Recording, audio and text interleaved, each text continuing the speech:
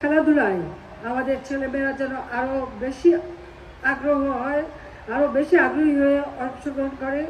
আমাদের দেশীয় খেলাগুলিকেও সমানভাবে সুযোগ দিতে হবে, কারণ দেশীয় খেলাগুলির মধ্য দিয়েই আমাদের ছেলে মেয়েদের আরও মেধা বিকাশের সুযোগ হবে।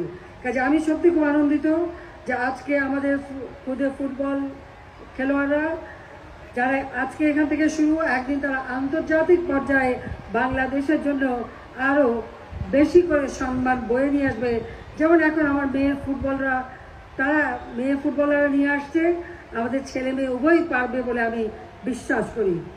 আবারও আমি আয়োজকদের আন্তরিক ধন্যবাদ জানাই এবং সকলে সুস্থ থাকেন, ভালো থাকেন সেই কামনা করি। সবাই শিক্ষা দীক্ষা সব দিক থেকে খেলাধুলায় আরো বেশি উন্নত হবে। সারা বিশ্বে আমরা মাথা উঁচু করে চলবো, জাতির পিতার স্বপ্নের সোনার